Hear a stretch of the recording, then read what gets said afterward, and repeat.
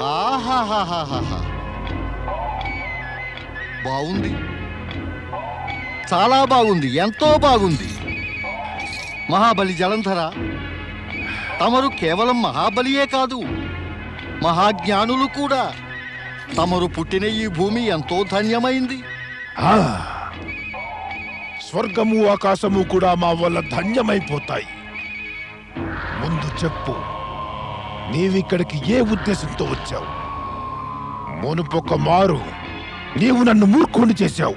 లేదు లేదు మహాబలి, అలా చేయవలసిన అవసరమే లేదు. అవసరమే లేదా? అయితే మరి నన్ను లక్ష్మీ విష్ణువులతో బంధుత్వం పెంచుకోమని ఆదేశించావు. నీ గురించి అంటారు కదా, నీవు వెళ్ళిన చోటల్లా కూడా అక్కడ రాక్షస భాషలో దాన్ని తంపులు అంటారు. నీవు వెళ్ళిన చోటల్లా తంపులు పెడుతూ ఉంటావు. నాకు తంపులు పెట్టవచ్చావని అర్థా? విన్నదంతా నిజమైపోదు కదా మహాబలి. కొంతైనా నిజం అవుతుంది కదా. నాకు తెలుసులే, నీ పనులు కొంత కొంత కాదు, కొంచెం కొంచెంగా ముందుకు సాగుతాయి. నాకంతా తెలుసు నారదా. ఇక నీ వచ్చిన ఉద్దేశం చెప్పు. చెప్పేందుకు ఇంకా ఏం మిగిలిందని మహాబలి? కొంత కొంత అంతటిని రెండిటినీ కలిపేసి మొత్తమంతా తమరే చెప్పేశారుగా. నారాయణ నారాయణ, తమకు నాపై విశ్వాసమే లేనప్పుడు నేనేం చెప్పినా ఏం లాభం మహాబలి? నేనిక్కడికి వచ్చినది తమ హితం గురించి చెబుదామని. కానీ ఇక నేను వెళతాను. నారదా, ఇలా నారాయణ నారాయణ అనకుండా ఏం చెప్పడానికి వచ్చావో అది చెప్పు. మా హితం గురించైతే మేము నమ్ముతాములే, కానీ జాగ్రత్త జాగ్రత్త నారదా. నీవు గనక మోసం చేశావంటే మేము బలప్రయోగం చేస్తాం, తెలుసా? మహాబలి, తమకు నాకు మధ్య మోసం బలం ప్రవేశం సాధ్యమే కాదు. నేనేం చెబుతున్నాను? అదే, తమకిప్పుడు స్వర్గంపై ఆక్రమణ చేయవలసిన అవసరం ఉందా? ఇప్పుడు ఇంకా అంటే ఏమిటందులో నీ ఉద్దేశ్యం? ఇప్పుడేగా ఆశ్చర్యం ప్రకటిస్తున్నావు. మేమింకా స్వర్గాన్ని జయించలేదేమని ఇప్పుడు మళ్ళీ మొదటికొస్తున్నావే. అసుర రాజా, నేనిదంతా ఎందుకు చెబుతున్నానంటే ఆ దేవేంద్రుడు దేవతలు తమరంటే భయభీతులే. వాళ్ళు యుద్ధం చెయ్యకుండానే తమతో ఓడిపోయారు. ఆ శ్రీ మహావిష్ణువు వైకుంఠం తిరిగి వెళ్ళిపోయారు. ఇక ఆయన దేవతలకు ఎన్నడూ సహాయం చేయరు. నారాయణ నారాయణ. ఇప్పుడు తమరెప్పుడు కావాలంటే అప్పుడు స్వర్గంపై ఆక్రమణ చేసి ఆధిపత్యం పొందవచ్చు. అంటే ఇక తమకు స్వర్గంపై ఆధిపత్యం పొందటానికి అంత పెద్ద పరాక్రమం అవసరమే లేదు.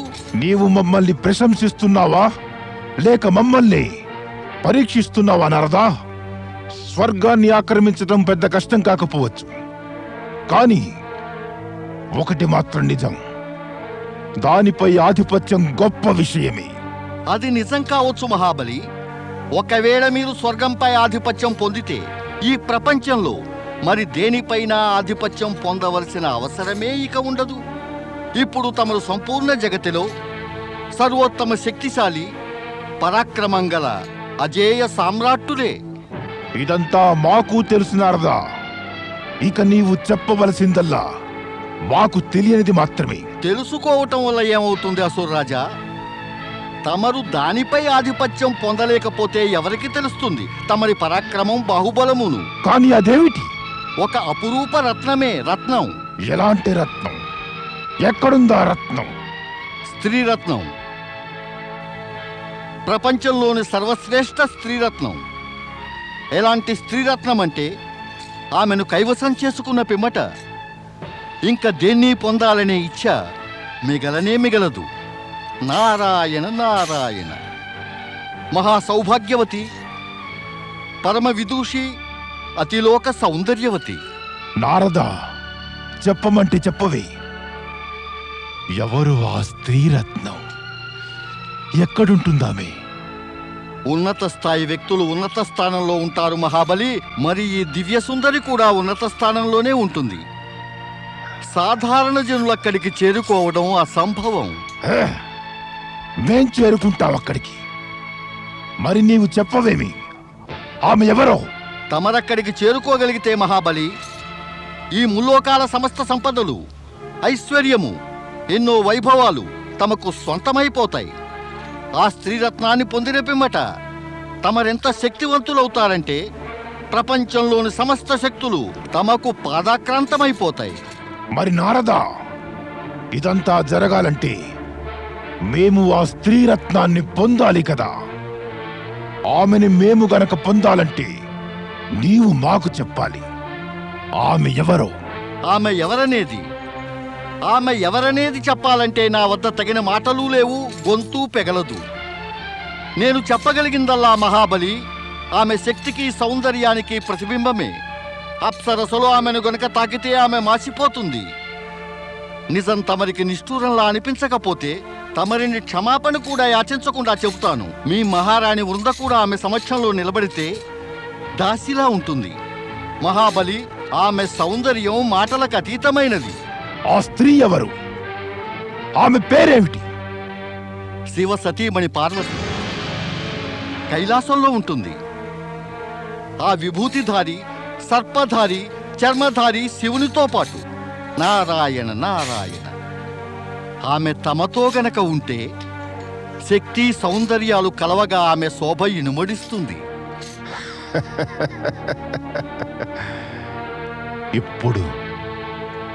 ఇప్పుడు అలాగే జరుగుతుంది నారదా.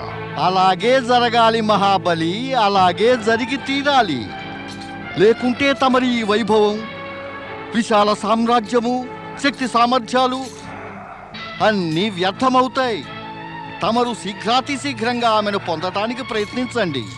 తమరు ఆమెను పొందిన వెంటనే మాత్రం నాపై దయతో నాకు తెలియచేయండి. నేను తమకు శుభాకాంక్షలు చెప్పడానికి వస్తాను మహాబలి. నారాయణ నారాయణ. ఇక పార్వతిని పొందటమే జలంధరుడి జీవిత లక్ష్యం. మేము పార్వతిని ఆ చర్మధారి, సర్పధారి శివుని నుంచి వేరు చేసేస్తాం.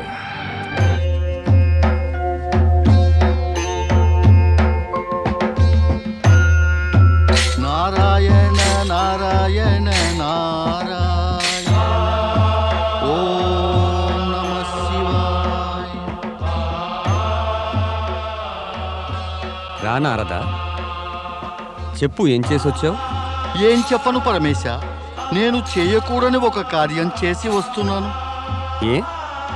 ఓ పరమేశ, తమరు నా కోరికకు విరుద్ధంగా కార్యాన్ని చేయించి నాలో నేనే సిగ్గుపడేట్టు చేశారు.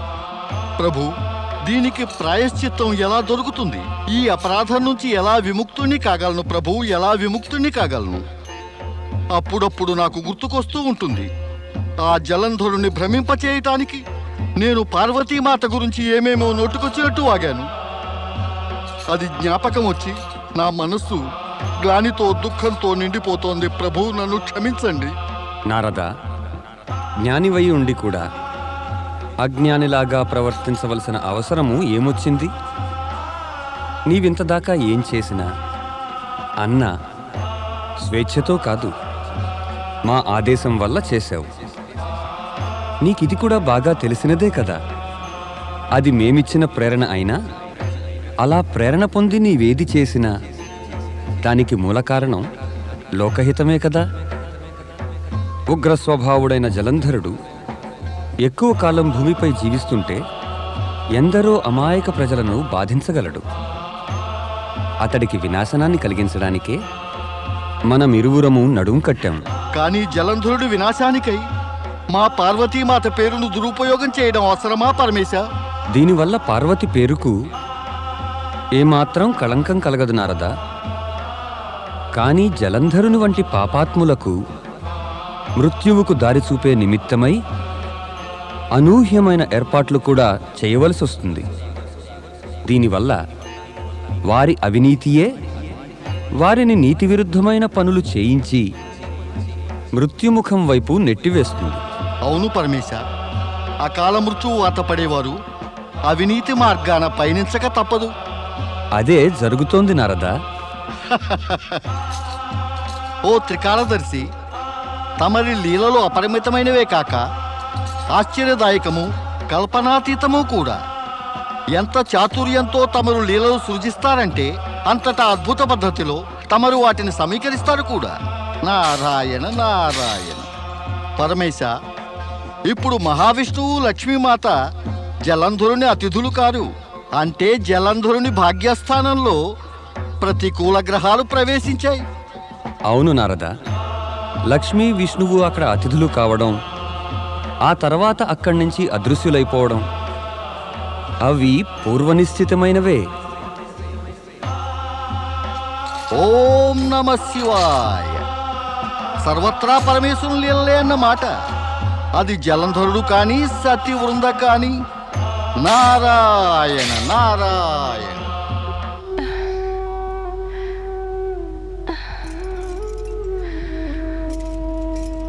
వృందా, స్వామి, స్వామి,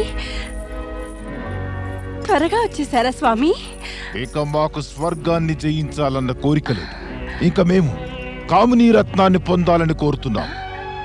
కామిని రత్నమా? అంటే స్త్రీరత్నం. స్త్రీరత్నమా?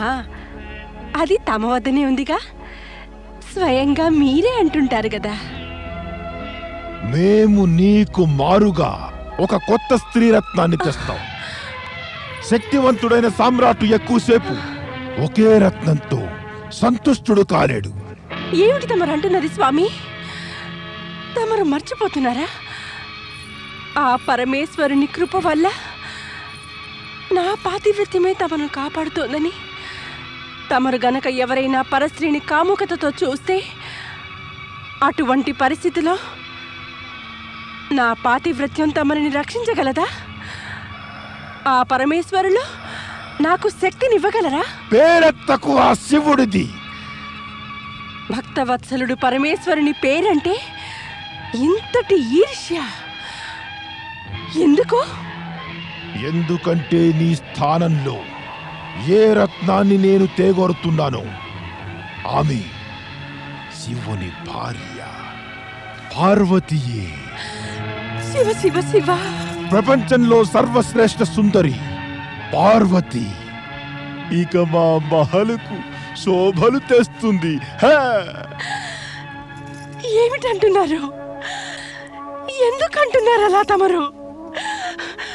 తమరికి అసలు నోరెలా వస్తోంది? ఇలాంటి పాపపు మాటలు ఉచ్చరించడానికి? అయ్యో, ఆవిడ శక్తియే, శక్తి, జగన్మాత, జగజ్జనని, జగదంబ కదా. ఆవిడ గురించి ఇటువంటి దురాలోచన చేసేవారికి నరకంలో కూడా స్థానం లభించదు. నీకెవరు చెప్పారు మాకు నరకంలో చోటు కావాలని? అవసరం లేదు. అందుకనే మరి పార్వతిని మా రాజమహలుకు రాణిని చేస్తాం మేము. పరిణామం అంటే భయం లేదా తమకు? పరిణామం అంటే భయపడేవారు వారి జీవితాన్ని అనుభవించలేరు. వద్దు వద్దు స్వామి, నేను తమర్ని పాపం ఎన్నడూ చేయనివ్వను. జాగ్రత్త వృందా, జాగ్రత్త. నీవు గనక మా మార్గానికి అడ్డు వచ్చేందుకు ప్రయత్నిస్తే, లేదా పార్వతికి మాకు మధ్య వచ్చే ప్రయత్నం చేస్తే మేము నిన్ను సంహరించేస్తాం.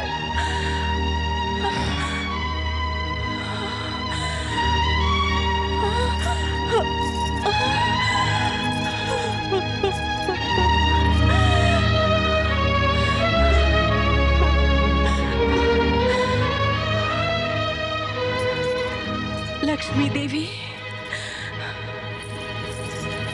అక్క లక్ష్మీదేవి, వీరిద్దరు ఎక్కడికి వెళ్ళారో ఏమో. మేము మహలంతా గాలించి వేశాం. బహుశా వారిద్దరూ వెళ్ళిపోయారేమో. వెళ్ళిపోయారా? చెప్పకుండానే సమస్తం వినే ఉంటారు. స్వామి అన్న మాటలు కూడా వినే ఉంటారు. ఓ ప్రభు, ఓ పరమేశ్వర, నా భర్తకు సద్బుద్ధినియ్యి. పరమేశ, ఓ సంపూర్ణ జగత్తుకే స్వామి, నా స్వామికి సద్బుద్ధినియ్యి. పరమేశ.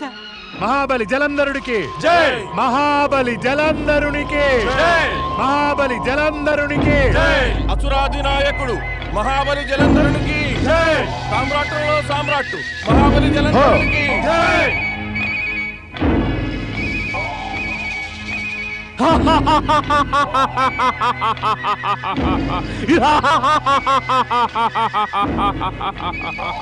వచ్చేసావా రాహు? మేము నీకోసమే వేచి ఉన్నాము. నన్ను ఎందుకు పిలిచారు మహాబలి? రాహు, ఈ కార్యం విశేషమైనది. ఇతరులెవరూ అది చేయడానికి సమర్థులు కారు. అందుకే నిన్ను పిలిపించాను. ఆజ్ఞాపించండి మహాబలి, నేను ఏ కార్యం చెయ్యాలి? ఆజ్ఞను మేమెలాగో ఇస్తాము, కాని దాన్ని మరి నీవు పాటించాలి సుమా. ఓ అసుర రాజా, తమరి ఆజ్ఞను ఉల్లంఘించే దుస్సాహసం నేనెలా చెయ్యగలను? అయితే కైలాసవాసి శివుడికి వెళ్ళి చెప్పు, మాకు తన అందమైన రూపవతి అయిన భార్య పార్వతిని ఒప్పగించమను. అసుర రాజా, అలా చెయ్యటం మంచిది కాదు. జాగ్రత్త రాహు, మాకు మంచి చెడ్డలేవో చెప్పే దుస్సాహసం గురువు శుక్రాచార్యులు కూడా చెయ్యలేరు. మరి నీవెందుకు మాకు శత్రువు కాదలిచావు? కానీ మహాబలి, భయపడుతున్నావా రాహు? భయంగా ఉందా? మహాబలి, కామదేవుడు ఒక్క కామ ఉత్పన్నం చేయ ప్రయత్నించగానే ఆ శివుడు తన మూడో కన్ను తెరిచి అతన్ని భస్మం చేసేశాడు. కామదేవుని భస్మం అతని భార్య రతికి లభించింది. కానీ నేను ఆయనకు భార్యను అప్పగించమని చెబితే మరి నా భస్మం ఎవరికైనా లభిస్తుందా మహాబలి? రాహు, పిరికి పంద, భయపడి ఇతర అసురులను కూడా భయభీతులు చేస్తున్నావు. మహాబలి, శివుని సమక్షంలో అశుభమైన మాటలు పలకడానికి ఎవరికి భయం వేయదు.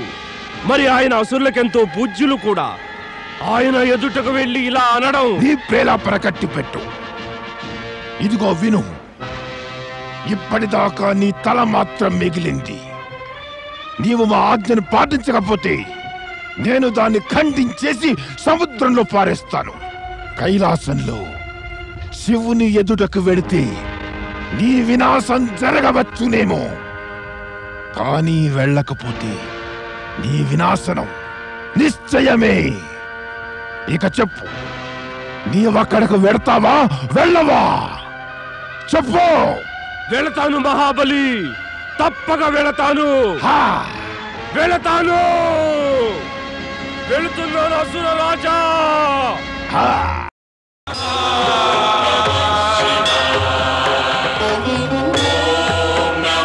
Shiva.